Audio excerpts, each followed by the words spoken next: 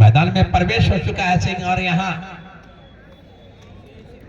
कहते हैं कि लाइट ग्रीन में जो है टीम, आपको जानकारी दे दो, तालियों में कमी ना रखे क्योंकि पहल यहाँ सी का जो सी ग्रुप का क्वार्टर फाइनल मुकाबला चल रहा है। हालांकि इससे दो फायदे होते हैं, तालियां बजाने में ठंडे की ऋतु में थोड़ा कम हो जाता है तो हाथ में थोड़ा ताजगी भी आ जाती है। तो इस मुकाबले के लिए जरूर आप देखेंगे इस मुकाबले में, और ये मुकाबला दर्शकों के काफी पसंदीदा नजर आ रहा है।